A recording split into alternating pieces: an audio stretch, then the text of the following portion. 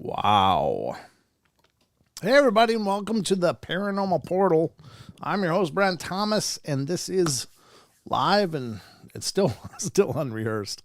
Tonight, ladies and gentlemen, you're stuck with me, and I'm stuck with you, because you guys are going to be my co-hosts tonight. We are riding solo up here in the Portal studio, which is fine. Again, this is a return to our roots. It's how the show started, so... Hope you guys are doing great. Lori Barnes, good to see you. Maggie, great to see you. Sugar Britches. Who else? Farms here. Rachel's here. Good to see you guys. Thanks for coming in.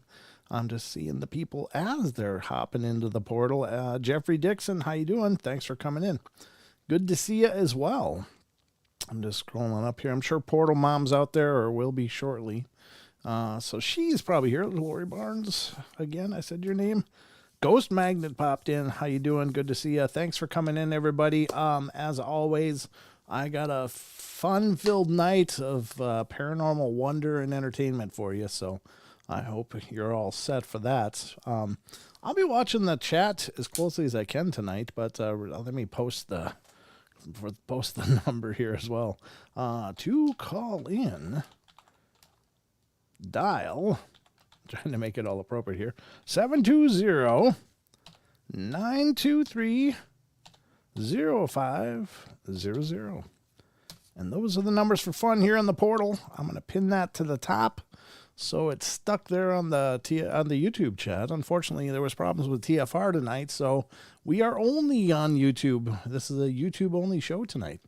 So we don't have to take the normal commercials. We may take a break or two if I need to use the loo or whatever. But otherwise, we are just scheduled for nonstop fun here on the portal. It's a one-way ticket into and back out of the Paranormal Portal. So before I go any further, I just want to thank the Paranormal Portal sponsor, of course, Cryptid Coin. And Cryptid Coin is a cryptocurrency that has its heart and focus on cryptid research and investigation. So if you're looking for a possible investment, again, I can't advise you. I'm not an investment advisor. I have no good advice as far as financial is concerned. But I'm really thrilled that they're the sponsor here on the portal. It's been a wonderful journey, and special thank you to Cryptid Coin for making sure the Paranormal Portal keeps coming to you guys. If you want to learn more about Cryptid Coin, head over to cryptidcoin.io. Again, that's cryptidcoin.io. And you'll find out more information about what Cryptid Coin is and how to get involved. And if you go to PancakeSwap or use that for your trading option, they are available there. So some things to work with, folks. Again, special thanks to Cryptid Coin for stepping up and helping us keep the lights on here on the portal. So, excuse me, I'm a little froggy, but I haven't been talking much. But anyway, let's get back to our journey tonight. Actually, let me get back to that. Yeah. All right. Good. I'll have to adjust that on the fly as we go. But as always, hope you guys had a great day. It's Saturday night, and what better way to spend it than sitting here in the portal? Thank you all for devoting part of your weekends to me. That is always a sincere honor, especially as the weather's getting nicer. I think people are getting out and starting to engage in their summertime mode, which means some of you might be out and running. But remember, you can take the portal with you. We are always available here on YouTube. And if you haven't checked out our podcast, please check it out. It's really growing fantastically. A lot of people are giving us really phenomenal reviews on iTunes. It's been really great, and other platforms as well. So thank you to all of you out there. If you're hearing the sound of my voice for doing that, that really is a great endorsement, because, reviews are everything. I know even when I'm on Amazon, I find something that I'm looking for, and then I go down to the reviews and check out what are people saying about it. So, reviews are really, really powerful. And the same is true if you're on YouTube for likes and comments. Those are also very powerful references. If people are engaged in what we're doing here, that sends a message to new people. Hey, this is a show where something's really going on. So if you don't mind, please like the stream if you like it. I don't want you to lie. But like it if you like it. And if you would leave a comment, that helps us out a ton. So Thank you. Oh, Smooth. What is that? Smooth Landon. That's a new name. Great to meet you. Thanks for stopping in. And if you're not new, I apologize. I just don't oftentimes have the luxury of looking at the chat. So thank you very much. If you really want to get my attention on the chat, so there's two ways that you can get involved in the show tonight. One, of course, is the YouTube chat. One of the ways to make sure that I'll see it or have a better chance of seeing it anyway is by doing the @ sign, hitting shift number 2 and then typing Paranormal Portal and then your message, and it'll give me a big yellowish orange box. Excuse me. Sorry about that. Hold on. It'll give me a box to work with, and that grabs my attention a lot more. Otherwise, you can call in. And the number again for the show is 720-923-0500. So that's the other option. If you want to call in, please do. But first, as with always on our weekend shows, we should probably get to some news, huh? Let's do it and get the ball rolling here on the show tonight. So, ladies and gentlemen, the Paranormal Portal News.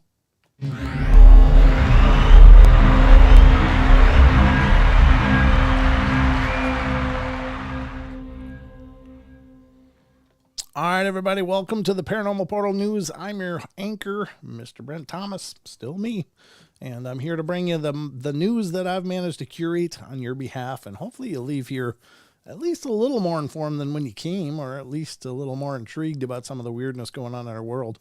Some of it is truly paranormal, and some of it's just really either extraordinarily interesting to me, and I think, hey, I want to talk about that, or it's at least weird and bizarre, and certainly there's a little of all of that in our newscast. So, and we utilize very heavily unexplained-mysteries.com throughout the course of our news, because it's a phenomenal site, ladies and gentlemen, and I really encourage you to go check it out. If you haven't, I mean, of course, any of you that are familiar with the show, you know I use this a lot. It's just a brilliant site. And they do a hell of a job over there, so definitely support what they're doing. But the first one, this first story, I can't sometimes do this without laughing because some of these headlines are just so bizarre. I guess we all know that there's a whole spectrum of people in the world. There's the most people are very pleasant, kind, and decent people, and then there's this section of bizarre people, and while I kind of admire their free spirits, it does take you back and just wonder, how does somebody get to that place?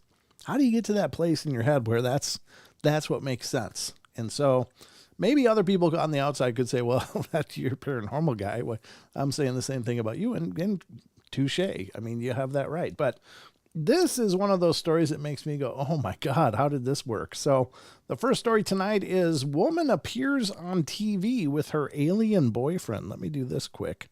I'm going to turn off some camera-y stuff here. Turn off Don's camera. There we go. So woman appears on TV with her alien boyfriend. Yep, you heard it right.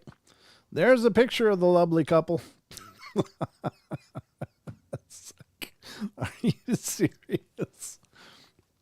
I don't know what to do with stories like this, but let's read it. This is coming, I'm sure, from the bizarre category. Yes, it is. Emanuela Rose believes that she is in a relationship with an alien, and she hopes she hopes he'll propose to her. Well, I hope that he does, and for your sake, Emanuela. In a recent mind-boggling segment of a British daytime TV show This Morning, hosts Holly Willoughby and Philip Sheffield, I'm not sure how to pronounce that, spoke to a woman who's in a rather unconventional relationship.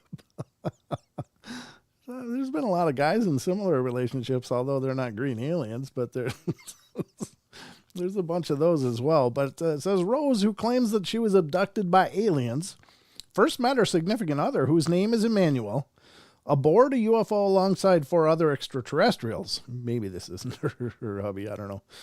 During the interview, she was seen cradling an inflatable alien, which she claimed was playing host. Oh, here we go. Host to the spirit of her new partner. I don't know. Is an exhale a spirit? Maybe. It says the doll is here as a placeholder, she says. Oh, okay. My alien boyfriend communicates with me telepathically. We don't speak to each other. It's a lot of powerful vibrations to behold as a human being, so it's easier for me to, on a daily basis, hug and hold him. So it's a symbolic representation. She also maintains that while Emmanuel does take her on dates, bet she doesn't pay often though, she can't go to his home planet. Once you go alien, you forget Earthmen, she said. That might be for the better for all of us. If there's any ladies listening, or men, or anybody in between who's interested in dating men and you're tired of men, I recommend the aliens. Well, there you have it, folks. First person recommendation, much like comments and reviews. I just can't make this stuff up, can you? Oh, dear God. Well, there you have it, folks. Is it any wonder I love the news so? I tell you, you never know what's going to crawl across my desk. I mean, in terms of news, not that my desk is so gross, but anyway, I'll just change the subject quick. Inconveniently, as we go to the next news article on our roster of fun tonight, and this is, this one's been doing the rounds, and I got to tell you, I didn't see it the way this person saw it, but I think this person might have been kind of baked when they encountered this, but you be the judge, and this is coming from unexplained-mysteries.com. Tunnel optical illusion leaves driver baffled. So this is what the driver saw. I saw the video of this a while ago, but this article popped up, so I thought it'd be fun to talk about. Now, if I saw this, I'm thinking, oh man, there's a big puddle there. Well, apparently this driver stopped in the middle of the road because he was sure there was a big hole and he didn't want to even try to get around it. So it says a mind-boggling optical illusion in a tunnel in the U.S. left one driver so perplexed that he didn't want to drive on. What do you do if you're driving through a tunnel and suddenly you see a large precipice in front of you? It might sound unlikely, but this was the scenario that one driver believed he was facing while driving his car through a concrete underpass in the United States recently. Footage of the spectacle, which has since gone viral on social media, shows other vehicles approaching the apparent hole and either slowing down or stopping. That's a pit, he can be heard saying. They don't have this stuff blocked off or something. And it isn't until another vehicle actually drives past, however, that the truth of the situation is revealed. The hole at the side of the road is actually nothing more than a puddle of water. The reflection on the water's surface had made it look like there was a large hole there. And the guy says, "I'm high." The man can be heard saying, "It's not actually high, but holy blank, bro. It looks like a pit, doesn't it? I thought they just carved out a hole. I'm tripping." You can check out the video yourself below, but you can't because apparently somebody must have bought the video. But there's a still from the footage, and that's what the video looked like. It's literally this guy having a dialogue like, "Oh my God, there's a huge hole," and I can, I honestly, you can see where he would think, "God, that does look like something fell out there and goes way down." Like maybe it's two lanes, one goes down and one goes up. I don't know, but maybe if it was night driving and stuff, that can be a little deceptive. But anyway, let's move on and continue. The next article up for fun here on the show is, I only have a couple more, so this will be pretty brief. And this is, God, is this really long? No, it's actually good. Okay. This one I thought was kind of interesting. And again, it's from unexplained-mysteries.com. And the report is that something weird happening with the universe, says NASA. I don't know. That's the kind of stuff that sounds kind of troubling. It's like when you have, and some people may roll their eyes just because it's NASA and they've been maybe less than credible in some circles, but something weird is happening with the universe. Let's see what it says. It's from May 21st, 2022. Data from the Hubble Space Telescope has highlighted a discrepancy with regard to the expansion of the cosmos. There's certainly a lot that we don't understand about the universe, and one of the most enduring mysteries of them all concerns the fact that the cosmos is expanding at an accelerated rate. For years, scientists have been collecting data and making astronomical observations in an effort to accurately calculate the rate of this expansion and to understand what might be driving it. Now NASA has revealed that the latest data from the Hubble Space Telescope seems to support the idea that something weird is going on. There's a peculiar discrepancy in the rate of expansion in the universe around us compared to observations from immediately after the Big Bang. Well, who made those observations after the Big Bang? I don't think any of us were around to observe this. But anyway, the findings are based on almost 30 years of observations in which the telescope has been calibrating milepost markers to help scientists calculate the rate of expansion. If you're getting the most precise measures of the expansion rate of the universe from the gold standard of telescope and cosmic mile markers, said study leader Nobel laureate Adam Rice, this is what the Hubble Space Telescope was built to do, using the best techniques we know to do it. And this is likely Hubble's magnus opus, because it would take another 30 years of Hubble's life to even double this sample size. The discrepancy suggests that the expansion of the universe is a lot more complex than expected, and there could be new physics at play that we simply don't yet understand. It is hoped that the future observations through newer telescopes, such as the James Webb, will provide additional data to help solve this cosmic conundrum once and for all. Now, I guess when you're working with one system of thought, that anything that shakes that up, I think, is really hard for the scientific community. And granted, science is based upon evidence and repeatable evidence and so on and so forth. But I don't think we really know as much as we believe we know. And I think that that's where it kind of shakes things up, is that we're finding out through the course of technology and through the course of these advents that, we don't know as much as we think we knew. And that causes a lot of head scratching, I think, in the scientific communities. But I think that's good, because it kind of recenters us, I think, in my opinion. You guys can tell me what you think, but I don't know. I think it's kind of like the fossil record, which I've talked about many times on the show. It's like, oh, there's no evidence of that in the fossil record. Well, yeah, but there isn't evidence of a lot of things in the fossil record. It's not like the fossil record is complete. It's an ongoing developing body of evidence of what happened. So to take the stance that if something isn't represented in the known fossil record, that doesn't necessarily remove it from plausibility or possibility. And that's the conundrum, I think, for a lot of people. They just adhere to it like it's this concrete, rigid body of work that can tell no lies. And I don't know that it tells lies, but it doesn't have the whole story yet either, though. And so those are my thoughts on it. And I don't pretend to be so overwhelmingly important that my thoughts matter. But I guess I think that when things are dismissed out of hand just based on the amount of evidence we do have, I think that that's entirely premature, because our knowledge is expanding at a geometric rate. I mean, it's just growing so quickly all the time. And old systems and models for what's going on in our universe are sadly outdated, and they're having to form new ones all the time. So I think there's some, now that's not to take away from the accomplishments we have made, but my rub isn't with science itself. It's just with the hubris of it. And I'm glad to see that they're having to reshape their theories constantly, because obviously if something is impossible in a given method of science, then maybe it's not that it's really impossible, but your method of science is not complete.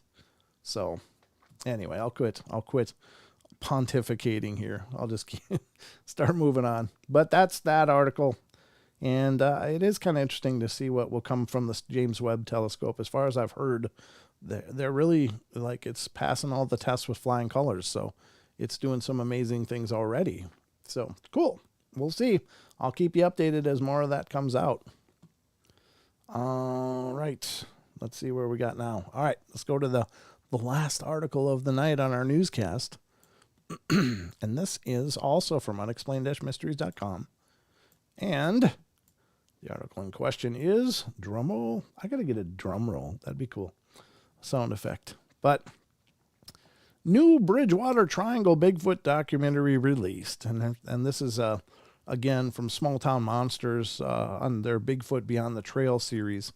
And if you haven't checked it out, if you're into Bigfoot, check out Small Town Monsters on YouTube, because they have a whole series of these Bigfoot Beyond the Trail where they go to different places and investigate Bigfoot claims and look into it. And, if you're like me, you kind of go wherever there's something and check it out. And I think they do a good job over there. They've done real clean work as far as I can tell, and professionally well shot, and it's a real cohesive flow to the stories and informative. So you might want to check it out, but let's see what this is. This is from May 17th. A new documentary exploring sightings of Bigfoot in the notorious area of Massachusetts is now available to watch for free. Sometimes referred to as America's Bermuda Triangle, the Bridgewater Triangle region was first defined by author Lauren Coleman, who documented Abington, Rehoboth, and Freetown as the 3 points of the triangle. Within this otherwise unassuming area, there have been countless reports of unexplained phenomena.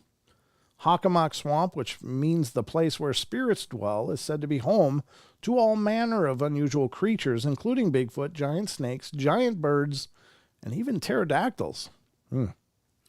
The Freetown Fall River State Forest, far from being a wonderland of nature, is said to be the site of various ritualistic murders, animal sacrifices, and other sinister practices. The region is also known for countless UFO and fireball sightings, as well as tales of poltergeists, Native American curses, and much more. Now award-winning production team of Small Town Monsters has released a new documentary covering the search for the existence of Bigfoot within the Bridgewater Triangle area. Alex and the Beyond the Trail crew delve into the infamous paranormal Bridgewater Triangle area of Massachusetts, exploring the area and listening to the various Bigfoot encounters in the region, the synopsis states. However, in the Triangle, the strange stories stretch far beyond Bigfoot and into other paranormal topics, and even gruesome crimes that will send a chill down your spine. You can watch the documentary for free below, and I'll put a link to this into our YouTube chat if you want to check it out. I encourage you to do it. Seth Breedlove came on the show, onto our podcast, and we had a great talk. He's a nice guy, and it was a good show. So I think they do good work over there, and you can definitely check it out. There's the link. So that, ladies and gentlemen, that will conclude tonight's news broadcast. So let's get back to the rest of the show.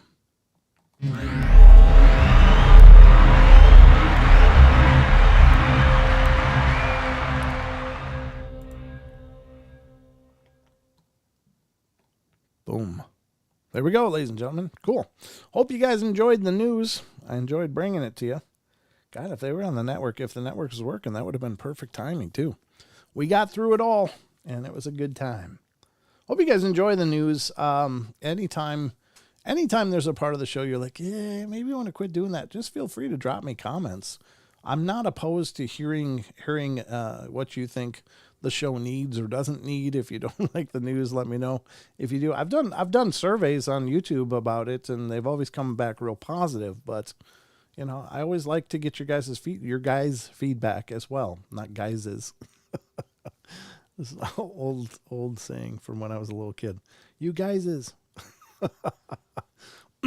I was going to say that last story talked about a fireball, and I have seen one in my life. And it was actually when I was about 17 years old. A good friend of mine, his name is Mark. It still is, I assume. But we kind of lost touch through the years, but we used to be best friends. And I had my license and he didn't yet, so I would just go pick him up. And we weren't partiers or anything. We were pretty, he was a very straight-laced kid, and I wasn't really into going to parties or being in trouble or anything, so that wasn't a problem. But we used to just drive around and just talk BS all over, and just had a good time, just getting out of the house and going and exploring places. And we're driving in just a regular residential area of the town that I grew up in, and we're driving around. It's literally about 1 or 2 a.m., and this is a small town, so it's a decent-sized small town, population of about 13,000 people at that time. And, by 2 a.m., the place is pretty much locked up except for the bars in the little downtown area where people were probably out of there too, actually, because in Minnesota, bars close at 1:30 a.m. So, and bar time is always set forward so they can close their bars a little earlier. But anyway, we're driving around, excuse me, and we're in this residential area. And there's a bunch of cul-de-sacs and stuff that we're driving through this area where there's like cul-de-sacs on one side because it kind of bumps into a bluff, and the other side is just other houses as far as, for at least a mile. So we're driving along, and it's dead of night, and it was a very clear night. But suddenly I look up. I'm seeing this light up in the sky, but it's kind of flickering, and I look up, and I'm driving about 30 miles an hour. And we're getting closer and closer, and there's this ball. It's like a ball of fire. And it's the strangest damn thing because it's like somebody had this ball of maybe a basketball size, and it was just flames. And it wasn't shooting through the sky like a meteorite. It was just drifting. But it was on fire. And it was the darndest thing because if it were a balloon or any other, lazily moving object in the sky, it would have popped. It would have burned itself up, but it just drifted lazily by until it went out of sight past some trees. And it was up, again, about 30, 40 feet up, or maybe a little more. It was above the treetops, but not very much. And I was like, oh my God, what is that? And he's like, I don't know what that is. I'm like, we should follow it. So I wanted to go follow it, but he got freaked out. He said, no, let's not. We should not follow that. So we didn't, but I've witnessed a weird fireball in the sky, and it was one of those things again. At that time, I didn't have a reference for it. I didn't know what the hell it was. I just saw this flaming ball in the sky, and it was very strange. But I carried that for years and years, and then doing research for the show, I started to see mentions of flaming balls in the sky, or fireballs. I guess I should say fireballs instead of flaming balls, because that doesn't sound nearly as enticing. But it was a weird phenomenon. What it was, I don't know. I don't know if it was a spiritual thing, if it was a physical thing. It looked physical. Looked like literally there was no smoke off of it. It was just these orange flames in a ball shape drifting lazily across the sky. And it was in view for probably about 15 or 20 seconds. And then it drifted over the trees, and I couldn't see where it went, but I knew the direction it was going, but I wanted to follow it, but we never did. So, yeah, fireball shots. Yes. Yeah, no, it wasn't fireball shots. As I stated, I was absolutely sober, so it wasn't the pink elephant kind of stuff. It was a real phenomenon in the sky. I didn't know what to do with it. Still don't know what to do with it, but I didn't get the impression that it was necessarily a UFO, but I still don't know what it is. It's one of those things I just don't have an answer, but it was physically very much there in the sky. We both saw it, but strange. St. Elmo's fire. Well, that might be it. Let me look that up. That's a great question, Ghost Magnet. I got to look up what St. Elmo, because I think you might be right. I remember some saying like that, Elmo's fire. What does it say? I was going to give me the film most. What is St. Elmo's fire?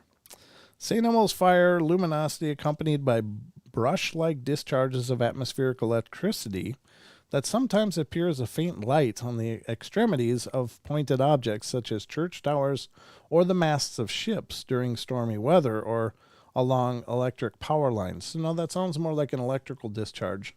I'll pull this over and put it on the screen so you guys can see. But it is a weird phenomenon. What I saw was not what is depicted in this picture. And again, I'm putting it up on the screen so you can see. But this is what they describe St. Elmo's fire as. Excuse me, as a weather phenomena. What I saw was like somebody had a glowing, like a fiery ball of charcoal going slowly through the sky. So, but it's apparently not St. Elmo's fire. But thank you for that thought. That's pretty clever. Yeah, I mean, that could have been it. But it turns out it doesn't match quite the description, but it's very interesting. Sorry about that. I'm trying to cough this crap out so I don't get get gurgly. So like an old man, God bless it. So, yeah, I don't know. Just a strange phenomenon. But I got a bunch of those weird one-offs in my life, as well as some pretty cohesive chains of events, paranormal events as well. But the one-offs are the weird ones. Those are head scratchers, because what did I see? What was it all about? And I don't know. There we go. Getting better, hopefully. Hopefully, anyway. I've been talking a lot today, so that was my downfall. Yeah. So, Brent, what you saw was the light of Mars reflected off the pollution or swamp gas. Yeah, you're probably right. If I'd called it in, that's definitely what it would have been. Thanks, Eric. I appreciate that. Saw a fireball with smoke trail the size of a 747, but trajectory, it probably landed in the Atlantic, probably 50 miles from coast where we saw it. Wow, that's really cool. Smooth landing. And maybe that was a smooth landing too. See what I did there? Thank you. I'm here all night. But no, I don't know what those are. I guess my feeling at the time, if I had to give it some kind of classification, I would say that it was spiritual, maybe elemental even. I don't know for sure, but that's kind of the vibe that I got. Being a 17-year-old going, I'm leaning into my window going. I was just glad I had someone with me because, in some of these one-offs, they're really hard to know what to do with them, but it's nice to have a witness that you can verify it with. Like when I heard the growling when I was 14, it was just that deep, horrible growling that shook my body, vibrated it. And if that had happened while I was alone, I think I would have been a lot more terrified, even though that was one of the most terrifying events of my entire life. If I had been alone, I might have just stroked out because it would be like, I'm alone. I'm food now. This is the meaning of my life. But I had someone with me who heard it too. And I'm really glad they did, because many times after events like that, you're thinking, was that real? Did that really happen? So I'm always thankful for those events that I've had that someone else witnessed with me, because then I can just recall that and go, no, we both saw it. We both heard it. So I think that it helps to keep you grounded when you got somebody sharing the experience with you. And it also helps you be a little braver, because something about being alone is kind of scary. Now, a lot of the ghostly things I've experienced, I've been alone for, like the orbs. Both times I have seen a luminescent orb, both times physically right in front of me, not through a camera, but like right in front of me, little orange or golden balls of light, about the size of a quarter or 50-cent piece drifting by. One time at eye level when I was sitting on the floor in front of my couch, when this was, God, what was that, about maybe 19, I don't know, 90s, in the 90s, I guess. And the second time I saw it was about maybe a year ago or so now, in this very place, in this location.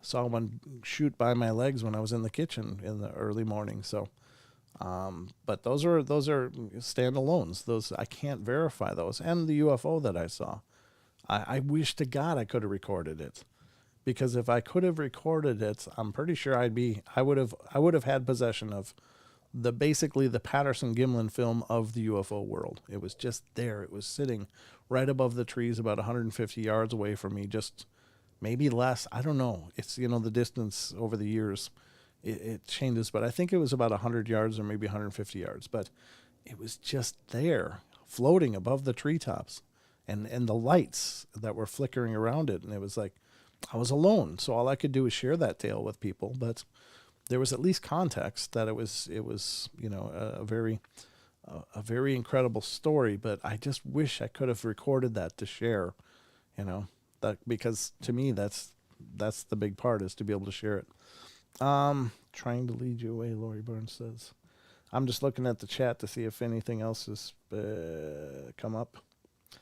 All right, let's continue then. Okay, we got a call here, so let's get to the call and find out who is calling us. And this is area code 253. You're on the air. Hey, Brent, this is Eric. How you doing? Hey, Eric. Welcome to the show. Thanks for calling in. Yeah. What's on your mind? I called a couple of years ago about a pizza. I never did get it, so what's up with that? I changed addresses, so Yeah, there's a reason I don't sell pizzas, and that's exactly why.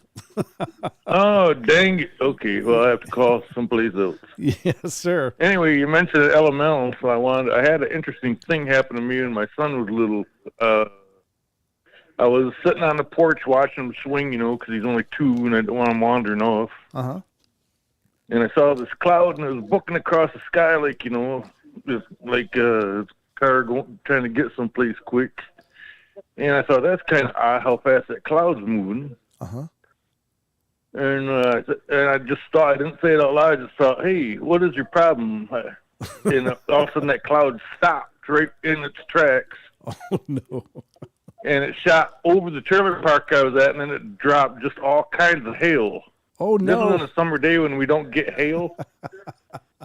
Oh, and no. all the windows that were open got smashed. Oh, God. But, I mean, it was everything from, like, pea hail to, like, I don't know, like, the boulder marble. Oh, my God. Like About that size. And they were every color from, like, clear to milky white to gray. Oh, wow.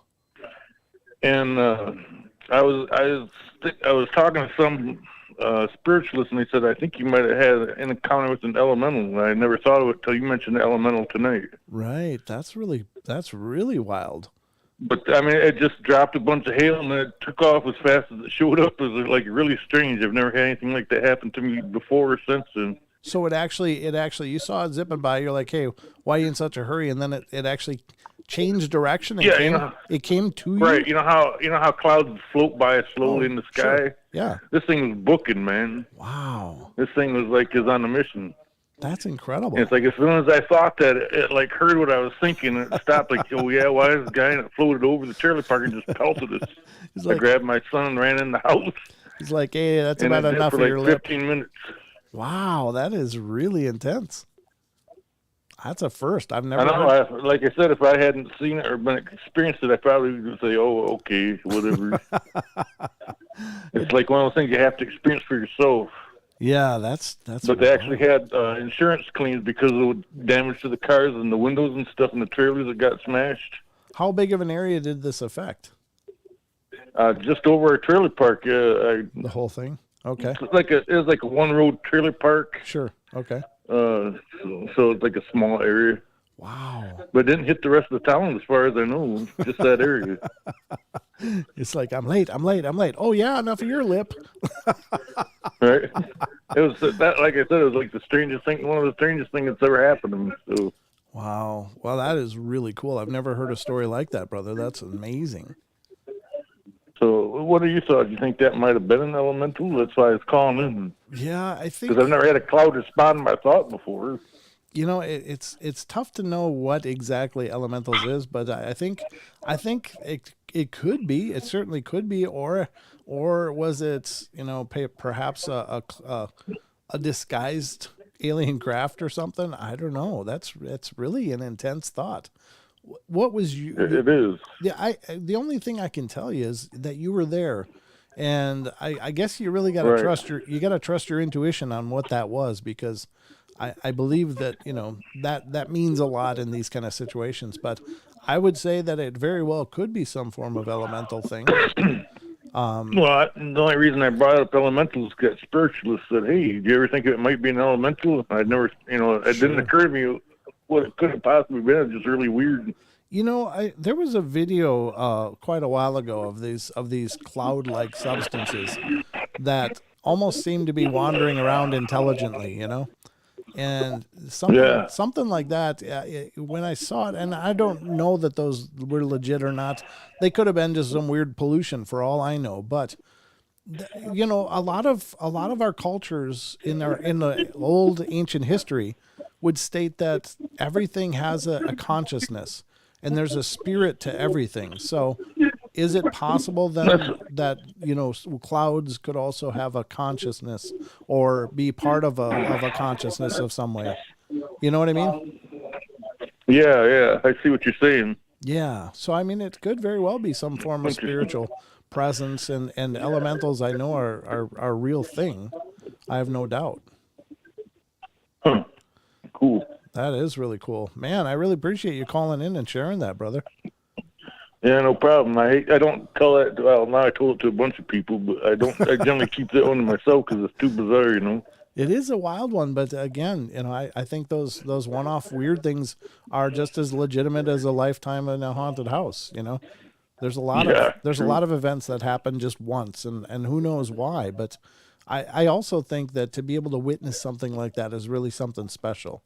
Like when I saw that fireball go by, I felt, I felt like it was a good thing to see. Like I was really glad that I saw it. I was never afraid during the encounter. I was just, there's some weird ball of fire. So although the fireball didn't decide to come, rain embers on my car either, though. And if that had happened, Right. I'd probably have a different opinion of it. So, I'm glad you guys were okay first and foremost. But I think, when you get a chance to witness these kind of events, it's very powerful. Right. Yeah. Yeah. I hear you. Well, thanks for letting me call in. Hey, everybody on Paranormal Portal. It's Purple Habit. Hoo-ah. Hoo-ah. I'll get you later. Take care, brother. Thanks. Yeah, bye. That's really cool. I love those kind of stories. And that's why I love when you guys can call in because, I would have gone if I didn't have the show and didn't have this possibility, I would have never heard that story. And I think I'm thrilled that you guys have all heard that story now too, because again, every story, I don't know, it demonstrates something amazing going on. And I have no doubt that he witnessed what he said he witnessed, and that's very powerful stuff. So very cool. And so feel free to use the phones, feel free to use the chat.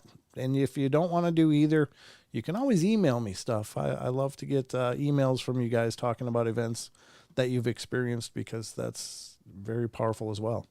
So that's amazing. I believe his story. Yeah, thank you. Yeah. How do you say that? Yay or yeah or yee? I don't know. I'm sorry if I'm butchering that name, but that's a new one. Great to see all of you guys here. Thank you for coming in. All right, let's get this out of the way and let's get to some more of the paranormal fun that you grown to love here on the portal. All right. So, actually, before we go any further, I want to do one more thing. This wasn't it anyway. Okay. I want to do one more thing. And this is one of the things that I feel really fortunate doing this show is that I've made some not only incredible friendships and having all of you here. That's wonderful. But I've also made really close friendships with other hosts and stuff. And so I want to show this to help support one of those. And I've shown it once before, but I want to show it again. And you can check this out. We'll talk about where afterwards. But you guys hang on to your hats. Listen to this. This is Dogman that's killed my dog. It's just me and the monster. I ain't got nobody in the world that could save me because there's no way that he's alive after that. As soon as I entered Kentucky, I realized how rural this area was. Episode 335, Dog vs. Dogman, on the Confessionals podcast. I assembled a team together to come down here and look for the Dogman. Even just when you're in the woods at night, there's always that part of your brain that's populating the dark with the monsters, whether they're there or not. And so that's going on, plus all these stories, plus we had an encounter here the day before that's... And then it continues to run on after me. I mean, through the woods, and I seen this body flying.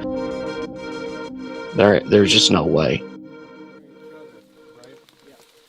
So it's not like, I guess you give them the basics, and then they kind of learn from actually doing it. What was that?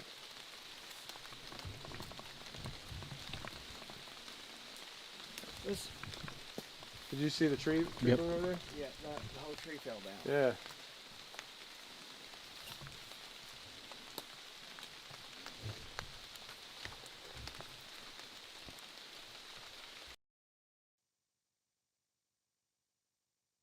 And ladies and gentlemen, that's now live and available on the Confessionals YouTube page, so you can check that out. But again, that's Tony Merkel and the Confessionals, and they went out there because there was an episode that Tony did with the person that experienced the narrative that you heard at the beginning of that. I saw, no, why would anyone go look for the Dogman? Respect. But Maggie says, why? No, I understand. I think it's one of those things that you have to be careful what you look for, because you might find it and then what? But I think they did an exceptional job on that documentary, and so go check it out and help support what he's doing, because it's really phenomenal. And there'll be other versions or newer segments to that coming up in the future, so buckle up. But yeah, again, the Confessionals YouTube page is where you can find that. Check it out. So we've been going through an article, and we're just about done. So I want to close this one out because we've been at it for a while, and this is a Money Made article. Again, Money Made is not known for their they're not known for their paranormal work, but they did this aggregate article, and we've read a few of their aggregate articles from Reddit and dealing with the paranormal on the show. And they're these huge chain of these stories people have shared on Reddit, and I think they're really powerful, very well done. And so we're on number 46 out of 50. So let's check this out. And again, this is coming from moneymade.com. Let me do this quick. I think I want to do this, and I'm going to turn off this right here, and not this. Wait, this one. There we go. This is the article we're working on. Why is that so small?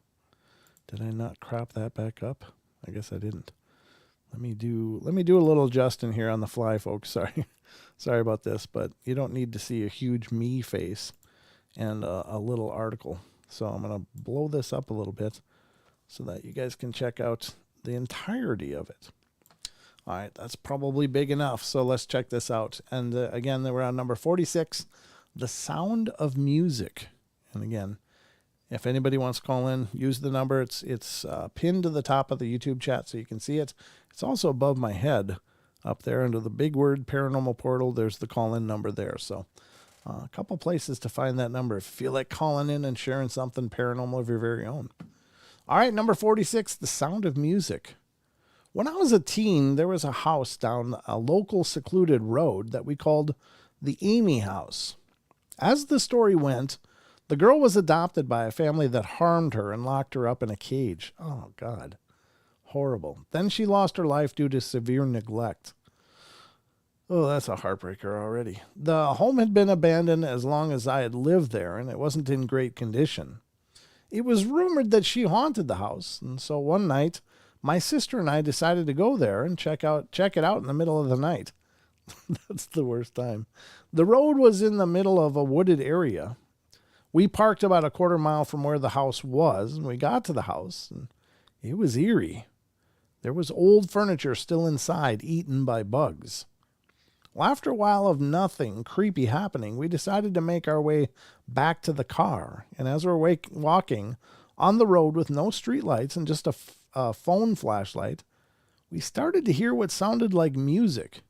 It almost sounded like a lullaby song. We both looked at each other, and then it got louder. It was coming from the trees across the street from the house.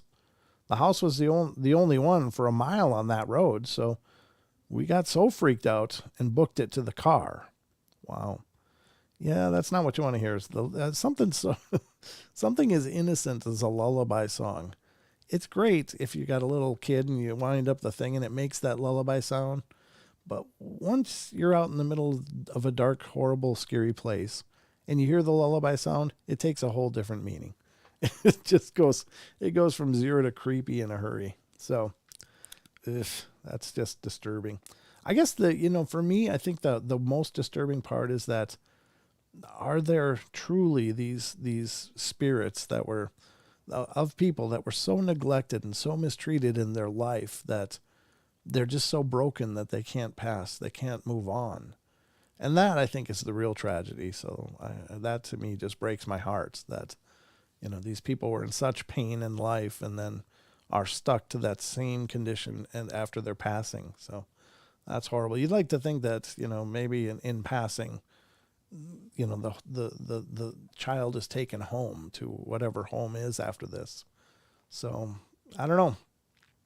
Hopefully somebody goes there and helps that spirit cross.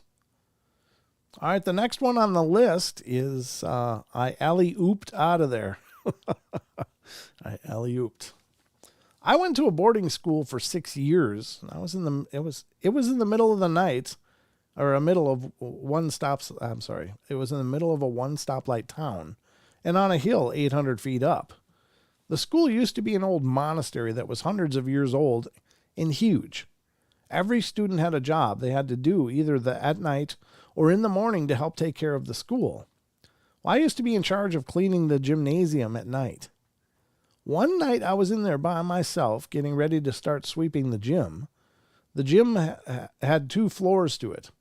The upstairs part was the weightlifting area, and you could see it fully from the bottom part of the gym where the basketball court was.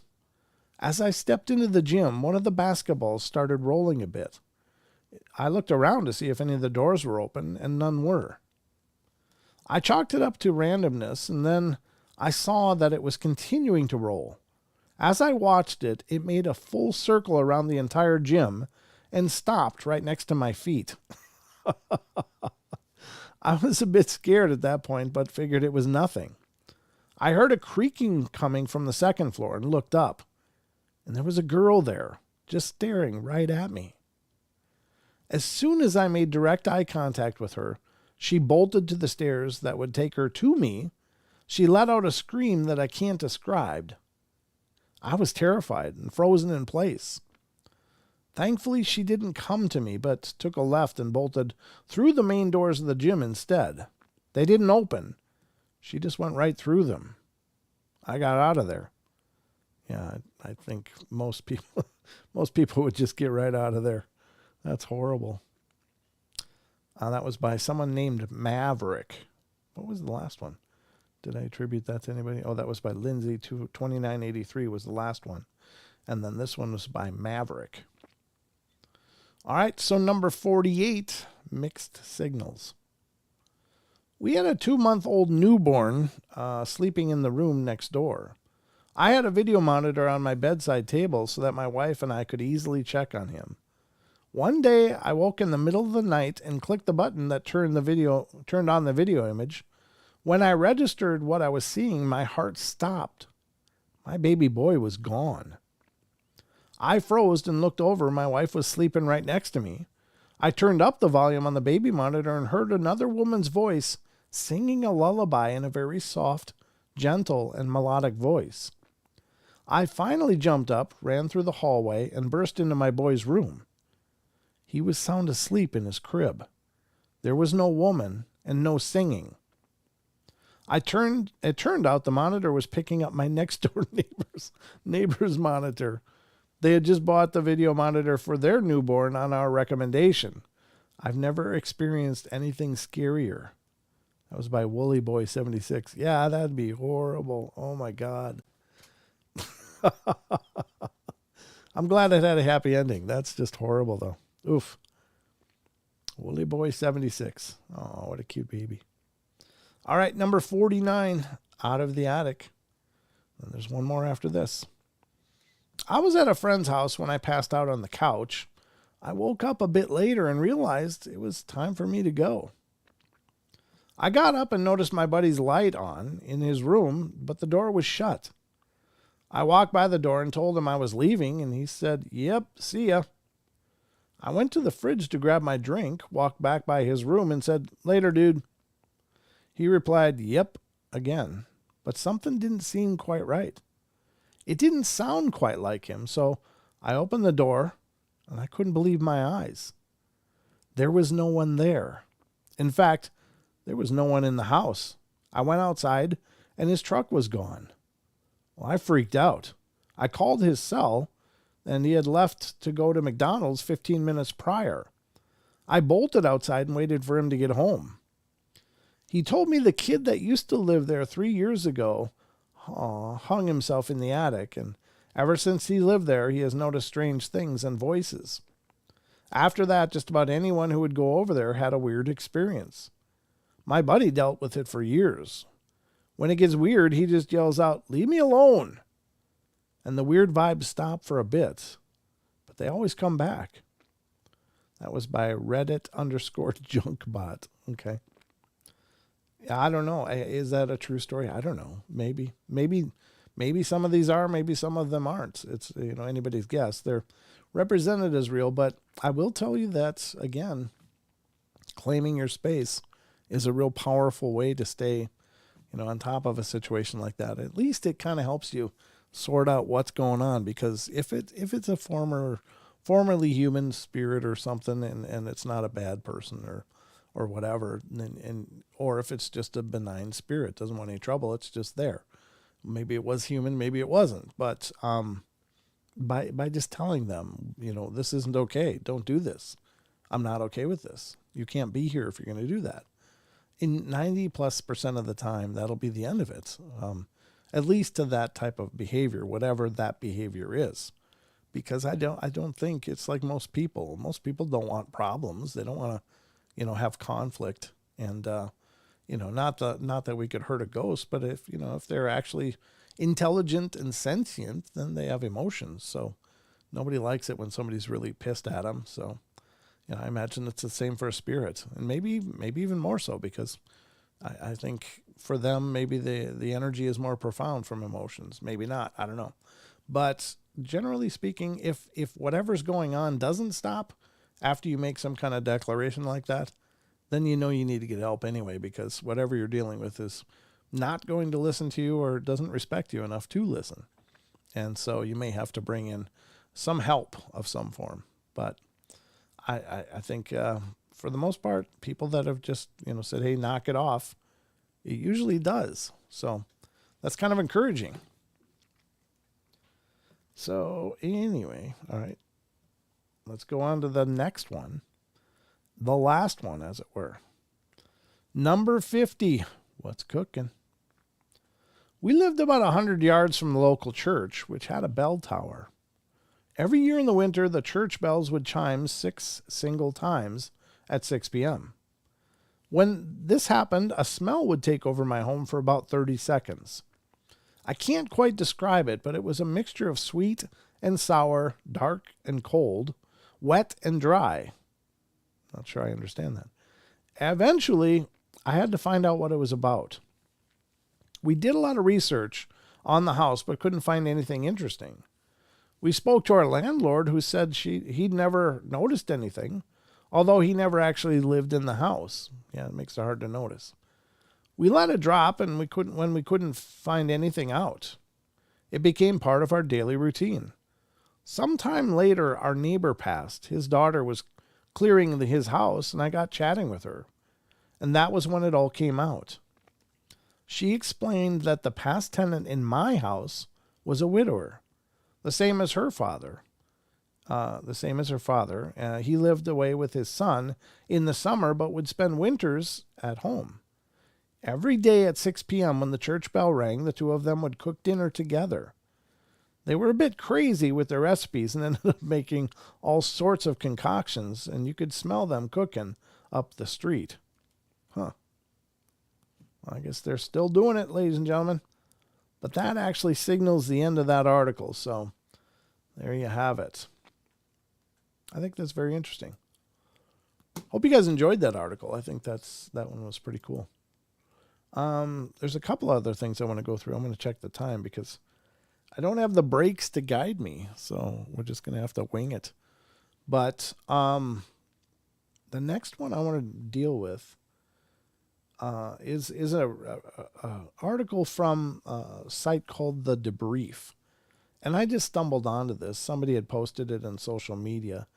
And I was like, oh, cool. Okay, so this is it's kind of a long article, but it's actually quite a long article.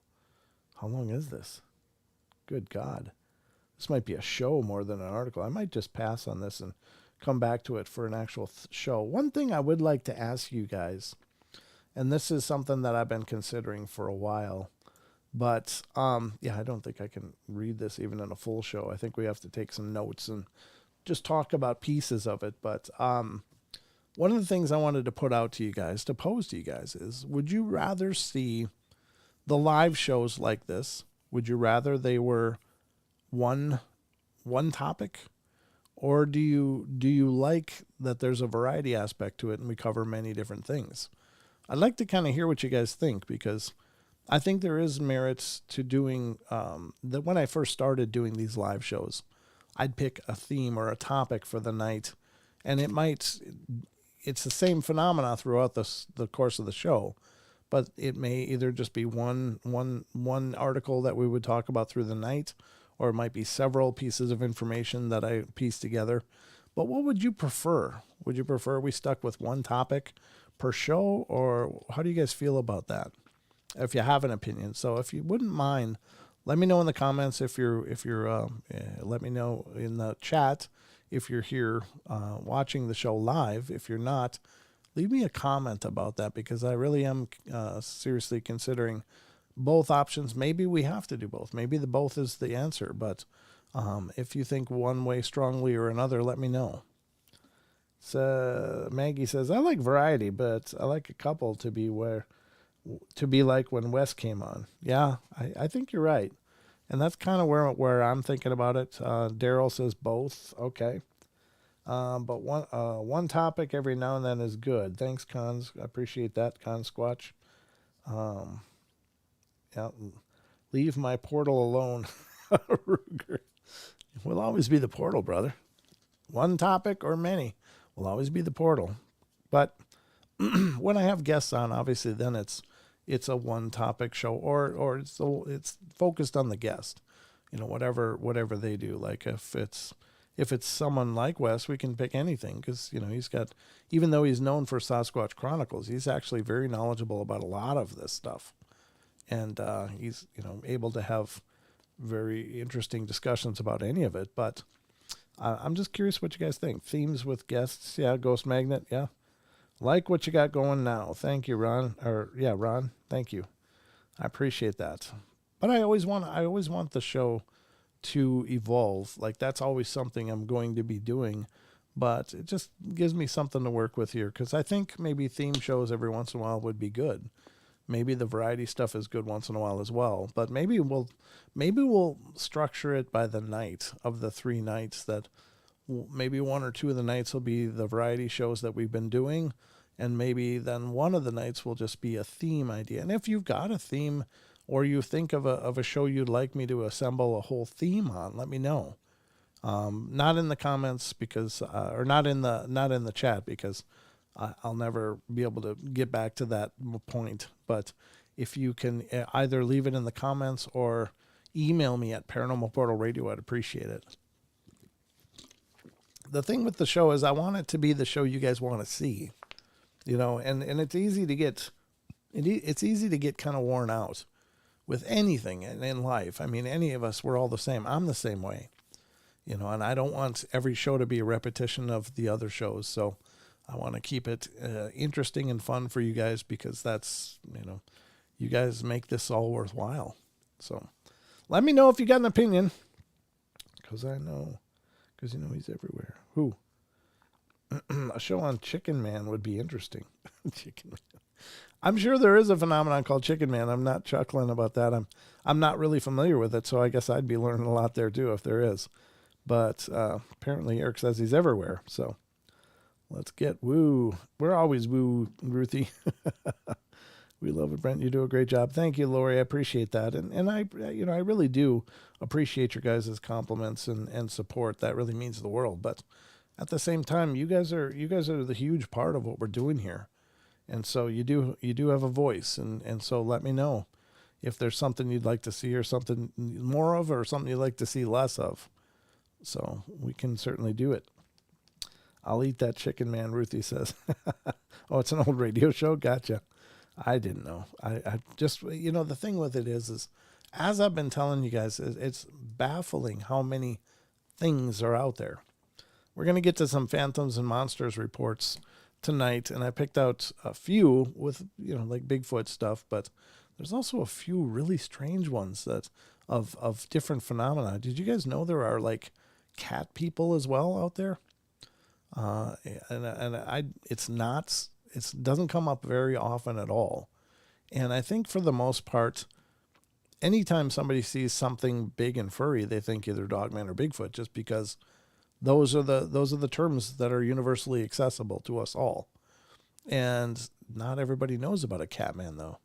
So what if some Dogman reports were actually cat people, or whatever the right term for that is? Maybe it's paw squatch or something.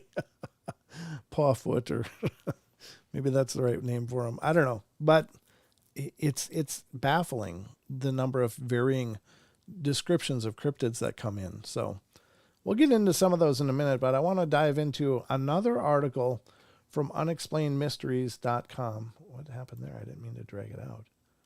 There it is. Okay. We got another. This one is from unexplainedmysteries.com, and this one's actually going to take a little longer, but it's kind of a theme. It might take the rest of the show, but it's a very well done article that was put in. It's from May 13th, 2022, but it's about the Loch Ness Monster. And I thought, wow, this is really cool because, a lot of reports are coming in and sightings of the Loch Ness Monster. That's, they're still having sightings commonly over in Loch Ness. And some of the radar hits that have come out of the tour boats over there that are shooting radar all the time down in the water, or sonar. They've had some really compelling hits on their sonar that could very well be whatever Nessie is. And we're not sure if it's a plesiosaur, or there's the idea that some people say it's a very large eel. There's a lot of eels present in Loch Ness, so maybe there's some really, really big ones. I don't know. But at any rate, let's check this article out, because what the hell, we love us some Nessie here too, and we don't cover this very much on the portal. So this is, again, unexplained-mysteries.com, The Loch Ness Monster, A Modern History. And here we go. We're going to dive into this.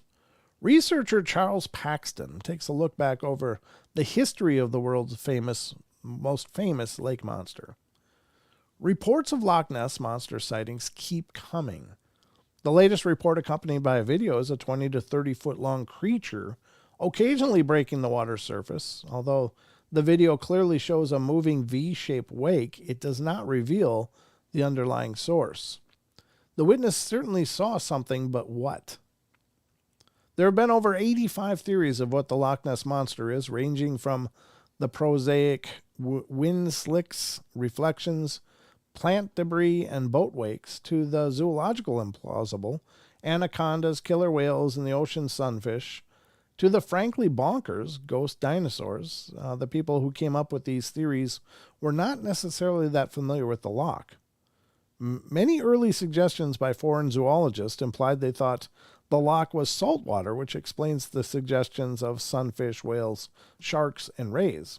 Some theories have been reinvented independently, showing the ingenuity of each generation of Nessie inventors. For example, the idea that Loch Ness Monster was originally a swimming elephant from a visiting circus resurfaced 3 times in 1934, 1979, and 2005, and each time the person claimed the idea was original. Wow, I've never heard that one. I mean, I guess it does kind of make sense when you look at some of those images, especially the one that looks like a finger, the most famous picture out of Loch Ness. It does look like, well, maybe that's an elephant trunk now that I think about it, but no. Nessie the reptile. However, it was the notion of the Loch Ness Monster as a prehistoric reptile that really captured the public's imagination in the 1930s. Nessie's modern genesis really started in April 1933. The first eyewitness reports of a strange animal in the loch started in 1930, yet it would only be in August of 1933 that witnesses George Spicer, who saw Nessie on land, first suggested that the creature was a reptile. Until then, informed commentators assumed that if there was an animal on the loch, it was some sort of vagrant freshwater animal, like a seal that had made its way from the Moray Firth. Spicer just described it as a prehistoric reptile. He claimed it had a long neck, which allowed a journalist 5 days later to suggest it was a plesiosaur, a type of long-necked marine reptile from the Jurassic and Cretaceous periods. One, but not the only one, popular image of the Loch Ness Monster was born.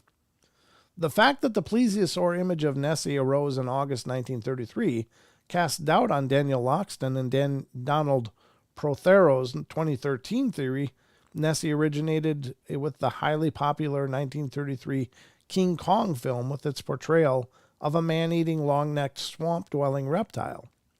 It's more likely that King Kong only influenced rather than created the modern Nessie. The very first sightings of the Loch Ness Monster were in 1930, and although there are more sightings in 1933, they started in April before King Kong was screened in Scotland. She's complicated.